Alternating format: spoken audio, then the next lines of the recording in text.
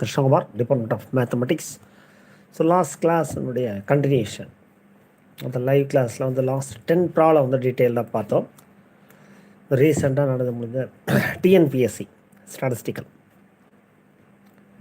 Combined examination 2002. So இதில் இப்போது last இதில் வந்து 10 வரையும் பார்த்தோம் இல்லைங்களா. இப்போ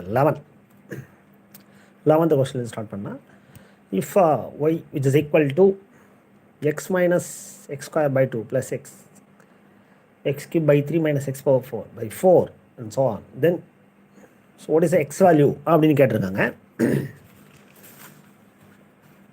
ஸோ இதுக்கு டீட்டெயிலாக நம்ம ஆன்சர் பார்க்குறப்போ, then x is, ஸோ நம்மளுக்கு என்ன தெரியும் ஆக்சுவலாக, we know that log of 1 plus x, logarithmic expansion நம்மளுக்கு தெரியும், log of 1 plus x, x minus x square by 2 plus x cube by 3 minus x power 4 by 4 and so on. So இங்கே right hand side பார்த்தீங்கன்னா இந்த எக்ஸ்பேன்ஷனை உடனே நம்ம எப்படி எழுதுகிறோம்னா, இந்த serious பார்த்தாலே தெரியுது இது லாகரிதமினுடைய expansion, log of 1 plus x உடைய எக்ஸ்பேன்ஷன் தான். So right hand side equal இல்லையா. So left hand side equate பண்ணிக்கலாம். So y which is equal to log of 1 plus x. So take exponential on both sides. So e power y, e law becomes 1, so 1 plus x. So from this 1 plus x which is equal to e power y, so இப்போ x என்னன்னு தான் கேட்டிருக்காங்க. So x which is equal to e power y then -1, e power y -1. So இதுதான் நம்மளுக்கு x, option D. Next 12th one, binomial எக்ஸ்பேன்ஷன்லேருந்து ஒரு problem கேட்டிருக்காங்க.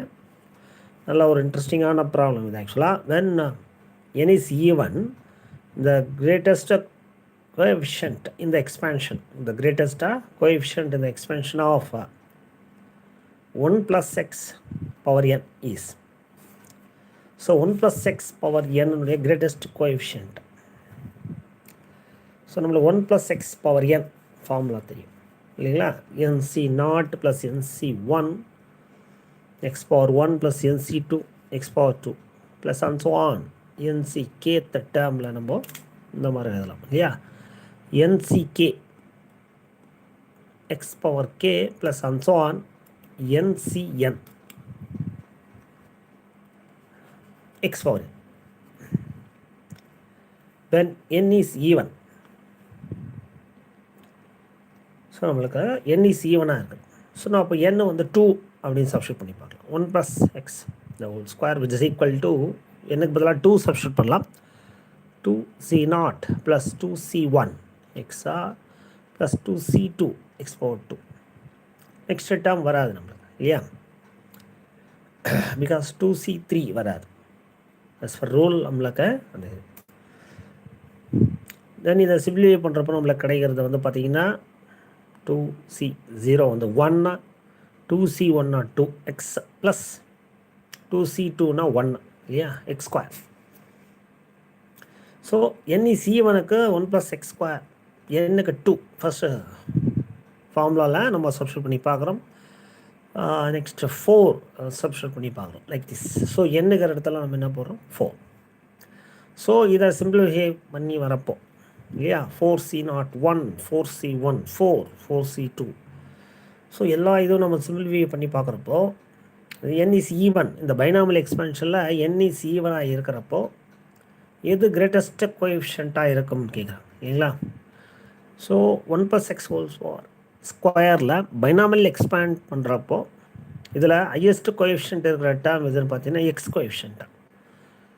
அதே மாதிரி when n equal to 4, ஏன்னா even number, when n is even தானே கேட்டிருக்காங்க. ஸோ இந்த டேர்ம்ஸில் ஹையஸ்ட் கோஎஃபிஷியண்ட்டாக இருக்கிற டேர்ம் எதுன்னு பார்த்தீங்கன்னா எக்ஸ் பவர் 2 கோஎஃபிஷியன்ட் தான் 6. ஏன்னா கிரேட்டஸ்ட் கோஎஃபிஷியண்ட்டாக அதான் கேட்டிருக்காங்க.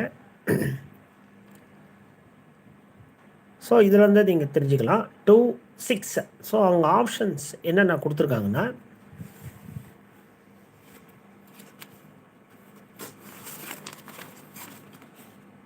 NCN NC n by 2 NC n minus 1 NC n minus 2. So அதுக்கு மேலே இருக்கிற ஆப்ஷன் வந்து NC n by 2. ஸோ இதில் நம்ம வெரிஃபை பண்ணி பார்த்துக்கலாம். தட் ஈஸா ஃபார் எக்ஸாம்பிள் நான் இது n வேல்யூ 2ன்னு எடுத்துக்கிறேன். 2C 2 by 2 2C1. அந்த 2C1 தான் நம்மளுக்கு வந்து ஹையஸ்ட் கோஎஃபிஷியன்ட்டாக. இதில் n ஈக்குவல் டு 2ன்றப்போ n ஈக்குவல் டு 4ன்றப்போ பார்த்தீங்கன்னா சேம் 2C தட் இஸ் 4. இப்போ n ஈக்குவல் டு 4 இல்லையா? அப்போ 4C 4 by 2 that is 4 by 2 4C2. அந்த 4C2 டேர்ம் தான் இருக்குது வந்து பார்த்தீங்கன்னா ஹையஸ்ட் கோஎஃபிஷியன்ட்டாக இருக்குது பாருங்க. That is X square coefficient. அப்போ எக்ஸ் ஸ்கொயர் கோஎஃபிஷியன்ட் வந்து 4C2. ஸோ இங்கே வந்து பார்த்தீங்கன்னா 2C1. இதே ஜென்ரலைஸ் பண்ணுறப்போ நம்மளுக்கு வர அந்த கன்க்ளூஷன் வந்து பார்த்தீங்கன்னா NC n by 2 is the greatest coefficient when n is ஈவனாக இருந்தது. வென் n இஸ் ஈவனாக இருந்தது. ஸோ ஒரு பைனாமியல் எக்ஸ்பேன்ஷனில் n இஸ் ஈவனாக இருக்கப்போ அது கிரேட்டஸ்ட் கோஎஃபிஷியன்ட் எந்த ஆப்ஷன் கரெக்டாக வருதுன்னு பார்த்தீங்கன்னா NC n by 2.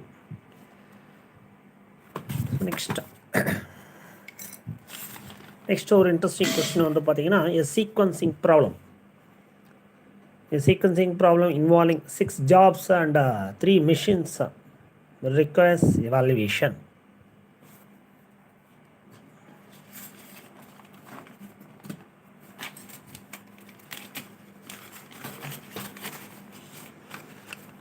So required result.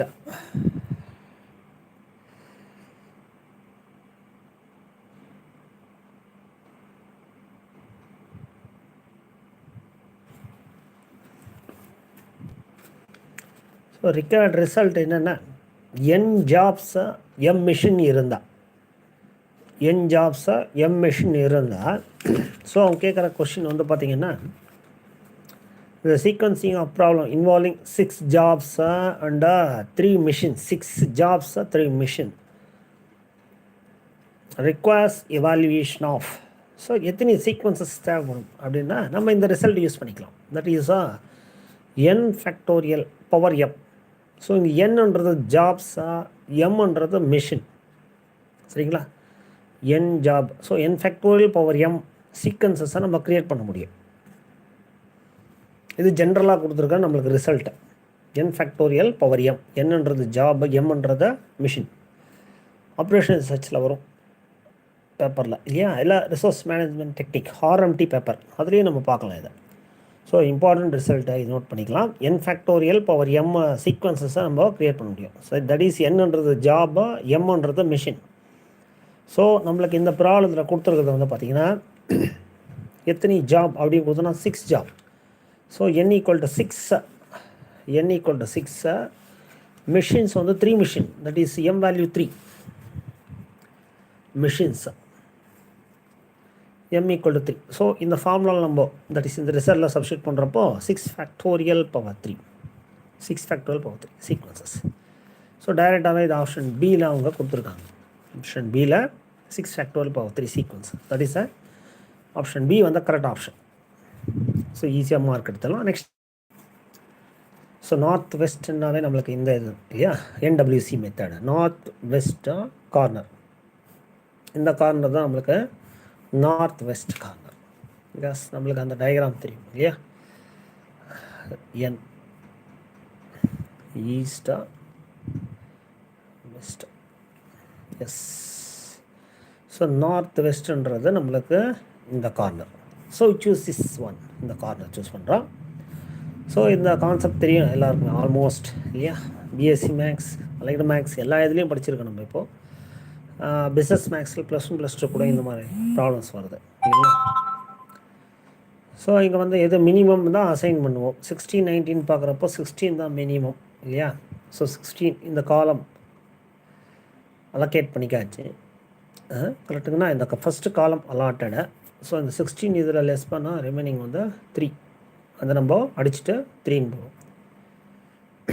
Next north west எதுன்னு பார்த்தீங்கன்னா இந்த இடம் தான். ஸோ அதில் மினிமம் அலகேஷன் வந்து 3 தான் அசைன் பண்ணுவோம். 3 அடிச்சுட்டு ஸோ இதில் 3 நம்ம சப்ராக்ட் பண்ணுறோம். ஏன்னா 3 அலாட்டட் பண்ணிட்டோம் இல்லையா காலம் 2ல். ஸோ 15. ஸோ இப்போ ஃபஸ்ட் ரோ முடிஞ்சது, ஃபஸ்ட் காலம் லைக் தட். இது இந்த இடத்துல வரப்போ மினிமம் 15 அசைன் பண்ணிவிடுவோம். நெக்ஸ்ட்டு 15ல் 39 லெஸ் பண்ணால் 22. ஸோ லைக் திஸ் இந்த மாதிரி நம்ம அலோகேஷன் பண்ணிட்டு வரும் இல்லையா. ஸோ இங்கே வந்து பார்த்திங்கன்னா அவங்க என்ன இது வந்து பார்த்திங்கன்னா ஃபஸ்ட் ரோ ஃபஸ்ட் காலம் x11, இது x12, ஃபஸ்ட் ரோ செகண்ட் காலம், இதான் ஃபஸ்ட் ரோ தேர்ட் காலம், இதை first row fourth column. So like that. இதை வந்து பார்த்திங்கன்னா second row second column, second row first column, second row second column, இது second row third column, second row fourth காலம்.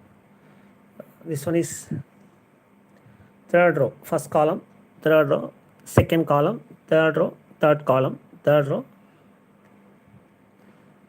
Third column, third row fourth column. So எந்தெந்த அந்த செல்லில் mesh அப்படின்னு சொல்லுவாங்களா, எந்தெந்த செல்லில் என்னென்ன இதுக்காக நம்ம அப்படியே எடுத்து எழுதியிருக்கோம், அவ்வளோதான். x11 வந்து நம்மளுக்கு 16 அலாட் பண்ணியிருக்கோம். x12 வந்து நம்ம 3 அலாட் பண்ண வேல்யூ, தட் இஸ் அசைன் பண்ண வேல்யூ. x22ல் வந்து 15 இல்லையா. இது x23ல் வந்து 22.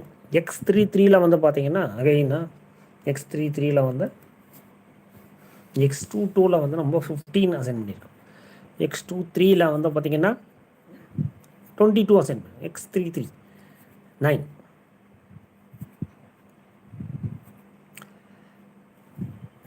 ஹைப்பா குருபரன் ஓகே. எக்ஸா 34 வேல்யூ 25 நம்ம அசைன் பண்ணி. ஸோ இதை அப்படியே கொடுத்துருக்காங்க. நார்த் வெஸ்ட் கார்னவல் மெத்தடு நம்மளுக்கு இந்த ஆப்ஷன் நம்ம அசைன் பண்ணிவிட்டு இந்த காலம் பேசிஸில் தான் அவங்க x1 x12. ஸோ ஆப்ஷன் வந்து பார்த்திங்கன்னா டி. ஆப்ஷன் டியில் டைரெக்டாக நம்மளுக்கு இந்த ஆன்சர் கொடுத்துருக்காங்க. ஜஸ்ட் இதெல்லாம் அலாட்டட் ஒன். இந்த வேல்யூஸ் தான் நம்ம நார்த் வெஸ்ட் கார்னவல் மெத்தடில் இது பண்ணி. ஸோ நெக்ஸ்ட் ஆப்ஷன் வந்து பார்த்திங்கன்னா next question that is 50th one பார்க்குறப்போ the transverse component of velocity in a central orbit is transverse component of velocity in a central orbit. That is தமிழில் என்ன கொடுத்துருக்காங்க, மைய சுற்றுப்பாதையில் குறுக்கு விரைவுத்திறன் கோள். ஸோ இது டைரக்ட் நம்மளுக்கு ஃபார்முலா தான் இது. ஆர் தீட்டா டாட், இது டைரக்ட் ஃபார்முலா இது நம்மளுக்கு. Next differential equation of a particle moving in a central orbit. மைய சுற்றுப்பாதையில் தமிழக நகரும் துகளின் வகைக்கெடு சமன்பாடு. Differential equation of a particle.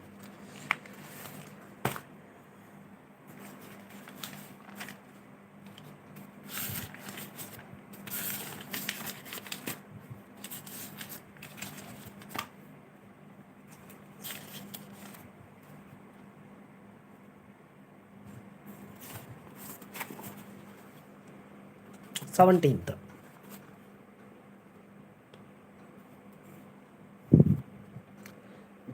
V be the vector space. இந்த 16th ஒன் வந்து பார்த்தீங்கன்னா டிஃபரன்ஷியல் ஈக்குவேஷன் ஆஃப் பார்ட்டிக்கல் இந்த சென்ட்ரல் ஆர்பிட். இது கரெக்டான இது ஆன்சர் வந்து பார்த்தீங்கன்னா ஏன்னா தெரிஞ்சால் அதை வந்து எனக்கு எப்படின்னு ரீசனோடு எனக்கு மெசேஜ் பண்ணுங்கள். 16th one, that is a differential equation of particle moving in central orbit is. என்ன ரீசன் தெரியல. இது ஆக்சுவலாக இது எதை வச்சு இதை பேஸ் பண்ணி இவங்க இந்த ரிசல்ட்டை கொண்டு வந்திருக்காங்க தெரியல. ஸோ அதனால் நம்ம will see the 17th inner product ஸ்பேஸில் இருக்கிற ஒரு கொஷின் பார்க்கலாம். 17th. So inner product of FG, that is f of t g of t அவங்களே கொடுத்துருக்காங்க. ஆக்சுவலாக f of t g of t என்ன ஃபங்க்ஷன் அவங்களே கொடுத்துருக்காங்க. f of t வந்துடுது t plus 2 g of t that is t square minus 2t minus 3. Just ரெண்டு ஃபங்க்ஷனை நம்ம ப்ராடக்ட் பண்ணி with respect to T integrate பண்ணால் போதும். லோயர் லிமிட் 0, அப்பர் லிமிட்டை 1. So this term wise solution பண்ணிடுறோம். தென் சிம்பிளிஃபை பண்ணிட்டு easy simply that is integrate தான் இதை. t/3 இன்டகிரேட் பண்ணால் t/4/4 7t²/2 60. Lower limit 0, upper limit 1. So டீக்கு பதிலாக அப்பர் லிமிட் 1 நம்ம சப்ஸ்டிட்யூட் பண்ண 1/4 7/2 6. Lower limit 0. ஸோ இதை சிம்பிளிஃபை பண்ணுறது ஈஸி தான் இல்லையா. ஸோ 1 - 1/4 16. ஸோ ஃபைனலாக -37/4. ஆப்ஷன் பி வந்து கரெக்ட் இருக்குது. Option B is correct. So next 18th abstract அல்ஜிப்ராவில் இந்த கொஷின் கேட்டிருக்காங்க. A finite integral domain is a field.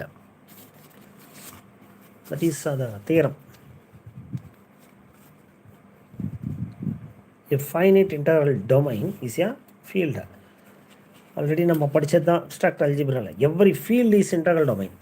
But integral domain வந்து எப்போ ஃபீல்டாக இருக்குன்னா ஃபைனைட்டாக இருந்தால் மட்டும்தான். ஃபைனைட் இன்டெக்ரல் டொமைன் இருந்தால் மட்டும்தான் அது ஃபீல்டு. பட் எவ்ரி ஃபீல்டு வந்து ஈஸியாக இன்டெக்ரல் டொமைன். வைஸ் வர்ஸாக வராது நம்மளுக்கு. ஆக்சுவலாக இன்டெக்ரல் டொமைன் எல்லாம் வந்து ஃபீல்ட் ஆகாது. ஃபைனைட் இன்டெக்ரல் டொமைன் மட்டும் என்ன சொல்லணும் நம்ம ஈஸியாக ஃபீல்டாக. தட் இஸ் நம்ம அப்ஸ்ட்ராக்ட் அல்ஜிப்ராவில் படித்த தியரம் அது. நெக்ஸ்ட் 19th ரியல் அனாலிசிஸ்லேருந்து ஒரு கொஸ்டின் கேட்டிருக்காங்க. மெட்ரிக்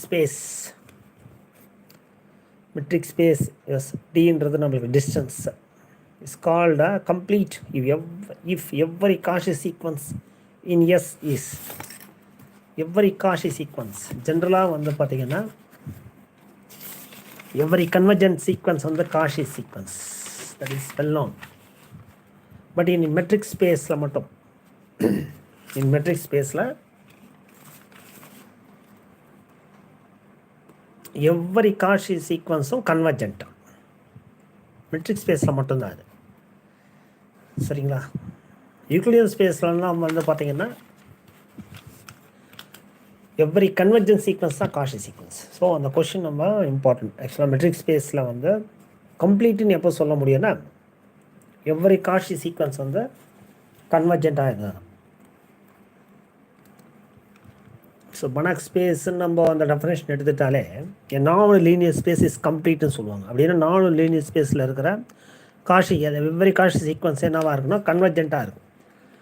நார்மல் ஸ்பேஸில் இருக்கிற ஒவ்வொரு காஷி சீக்வன்ஸும் கன்வர்ஜென்ட்டாக இருந்தால் that is complete. That is complete நார்மோட லீனியர் ஸ்பேஸ் தான் நம்ம பனாக் ஸ்பேஸ் அப்படின்னு சொல்லுவோம் இல்லையா. Okay. Next 20th next question வந்து பார்த்தீங்கன்னா ரியல்லேருந்து கேட்டிருக்காங்க. எஃப் வந்து கண்டினியூஸாக இருந்ததுன்னா அதில் மாடுலஸ் ஆஃப் எஃப்ஆ அதுவும் கண்டினியூஸ் ஃபங்க்ஷனாக தான் இருக்குது. இது நல்லா தெரிஞ்ச விஷயம் தான் இல்லையா. மேக்னிட் இதுவும் கண்டிப்பாக கண்டினியூஸ் ஃபங்க்ஷனாக தான் இருக்கும் மாடுலஸ். நெக்ஸ்ட் ரெசிடியூவில் வந்து ஒரு கொஷின் கேட்டது காம்ப்ளெக்ஸில். The residue of the function f of z 2z + 1 divided by z² - z - 2 are residues கண்டுபிடிக்கிறேன்னா ஃபஸ்ட்டு போல்ஸ் தெரிஞ்சுக்கணும் இல்லையா. அப்போ டினாமினேட்டர் ஈக்குவல் டு 0ன்னு வைப்போம். Because to find the poles, so z² - z - 2 which is equal to 0. So using factorization method, so z - 2 z + 1 equals 0. So z equal to 2. One of the pole z equal to -1. 2 poles to find the residue. So ரெண்டு pole கிடைச்சிருக்கு 2 -1. To find the residue at z equal to 2ல z equal to -1ல நம்ம residue find out பண்ண போகிறோம். So residue of z equal to 2 that is லிமிட்டா z into 2. இது நமக்கு தெரிஞ்ச formula தான் இல்லையா. z - e ஆஃப் zன்னு போடுவோம். ஏன்றது இங்கே போல். அது மாதிரி தான் இங்கே 2 limit z tends to 2 z - 2 f of z that is f of z nothing but 2z + 1 divided by இந்த ஃபேக்டர்ஸ் ஃபார்முலா எதுனா எப்படி வரும் z - 2 z + 1. So z - 2 z - 2 gets cancelled. 2z + 1 divided by z + 1. Now apply the limit for z2. So z இருக்கிறதுல நம்ம 2 substitute பண்ணிக்கலாம். So 4 + 1 divided by 2 + 1 that is 5/3 is the residue for z equal to 2. So like that to find the residue of z which is equal to minus 1. So as it is same, இதே மாதிரி தான் z plus 1, then f of z plus 1 term gets cancelled. So finally லிமிட்டாக substitute பண்ணிக்கலாம் இசட்டுக்கு -1. So this simplification very easy தான் நம்மளுக்கு. So 1/3. So answer வந்து பார்த்தீங்கன்னா 1/3, 5/3ன்றது correct option. Option சியில் அது கரெக்டாக வருது நம்மளுக்கு. ஸோ 2 ப்ராப்ளம் கன்சிக்யூட்டிவ் அடுத்தடுத்து கேட்டிருக்காங்க ஆக்சுவலாக இந்த கொஷின் பேப்பர் பொறுத்த வரைக்கும். That is 1/3, 5/3 is the correct one. So next 22nd question. So that is very interesting one, that is residues. இதில் நம்ம போல்ஸ் கண்டுபிடிக்கிறோம் இல்லையா. பிஃபோர் தட் இந்த கொஸ்டின் பார்த்தீங்கன்னா தெரியும் 22 residue for the function f of z which is equal to tan hz by z square. ஹைப்பர்பாலிக்கில் கொடுத்துருக்காங்க இல்லையா. So sign hz எப்படி எழுதலான்றது நம்மளுக்கு தெரியும். e power z minus e power minus z by 2. Like that cos hz எப்படி எழுதலாம்னா e power z plus e power minus z by 2. அப்போ tan hz எப்படி எழுத முடியும்னா sin hz by cos hz. அதை simplify பண்ணுறப்போ e power z minus e power minus z divided by e power z plus e power minus z then z square. So first poles கண்டுபிடிக்கிறதுக்காக தான் நம்ம இது மாதிரி பண்ணுறோம் சரிங்களா. ஆக்சுவலாக z ஸ்கொயர் ஈக்குவல் டு 0, ஜீரோன்றதே நம்மளுக்கு ஒரு போல் தான். பட் அவங்க கேட்குற ரெசிடியூ வந்து பார்த்திங்கன்னா எதில் கேட்குறாங்கன்னா z equal to πi/2. So அதுக்காக தான் நம்ம இந்த மாதிரி tan hz இந்த மாதிரி ரீரைட் பண்ணிக்கிறோம். தென் e power minus z 1/e power zன்னு எழுதணும் இல்லையா. தென் இந்த சிம்பிளிஃபிகேஷன்லாம் தெரியும் உங்களுக்கு. தென் we have to find the residue இல்லையா i/2ல. So limit z tends to i/2, that is z minus i/2 f of z. Here f of z nothing but this one. Yeah. Now applying the limit for z க்கு பதிலாக நம்ம i/2 நம்ம apply பண்ணோம்னா இந்த term z ஆகிடும். So இந்த இடத்துல வந்து 0 ஆகிடுது நியூமரேட்டர். உடம்பு டினாமினேட்டர் பார்த்தீங்கன்னா z க்கு பதிலாக i/2 சப்ஸ்டியூட் பண்ணுறப்போ 2 gets cancel i/. So i/, the whole square. So எங்கெல்லாம் z இருக்கோ நம்ம என்ன அப்ளை பண்ணியிருக்கோம் i/2 சப்ஸ்டியூட் பண்ணியிருக்கோம். தென் final simplification e power i/, e power i theta நம்மளுக்கு தெரிஞ்ச ஆயிலர் ஃபார்முலா இல்லையா. e power i theta எப்படி எழுதலாம்னா cos x plus i sin x. So அந்த மாதிரி தான் e power i/வை cos phi plus i sin πன்னு எழுதலாம். +1 cos π value தெரியும் எல்லாருக்குமே ஜென்ரலாக -1 பிகாஸ் cos n π வேல்யூ வந்து cos n π that is -1 whole power n. அப்போ cos πன்னா -1, cos 2πன்னா +1. தட் இஸ் ஈவனாக இருக்கிறப்போ நம்மளுக்கு +1 வரும். ஆடாக இருந்தால் cos π cos 3π எல்லாம் -1 வரும். அப்போ ஜென்ரலாக cos π -1 sin πன்றது 0. ஸோ ஃபைனலாக டினாமினேட்டர் 0/0 ஃபார்ம் வந்து நம்ம using the L'Hopital rule. Already நம்ம +2லேயே படித்தது தான் இல்லைங்களா. எலாபெட்டல் ரூல் அப்ளை பண்ணி போடும்.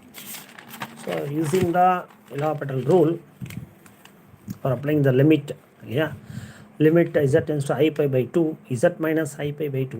ஸோ இதில் நம்ம லிமிட் அப்ளை பண்ணுறப்ப தான் 0/0 வந்தது. ஸோ எலாபெட்டல் ரூல்னது differentiate numerator then denominator. Numerator separate ஆகும், டினாமினேட்டர் செப்பரேட் ஆகும். வித் ரெஸ்பெக்ட் டு z வச்சு நம்ம டிஃபரன்ஷியேட் பண்ணிவிட்டு தென் லிமிட் அப்ளை பண்ணணும் இல்லையா. இது யூவி மெத்தடில் நம்ம டிஃபரன்ஷியேட் பண்ணிடலாம், தெரியும் எல்லாருக்கும் இந்த கான்செப்ட். டினாமினேட்டரும் யூவி மெத்தடில் தான் பண்ணி ஆகணும். தென் apply the limit for z i/2. So z எல்லாம் எங்கே இருக்கும் அங்கெல்லாம் i/2 நம்ம சப்ஸ்டியூட் பண்ணிட்டு போனால் this is a easy simplification தான் இது எல்லாமே. So e power i/னா cos π plus i sin π, cos π -1 sin π 0 -1 -2.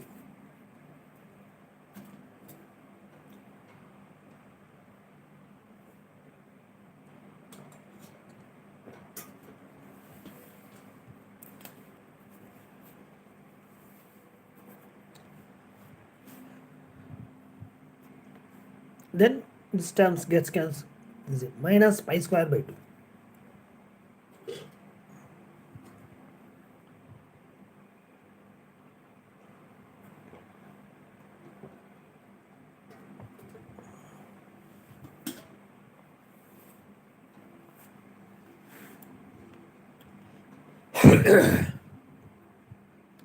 So -1 + 1 இந்த term 0 ஆகிடுதா.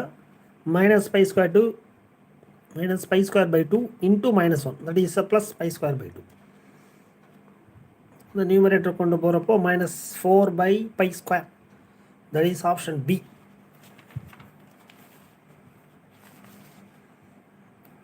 That is option B ல -4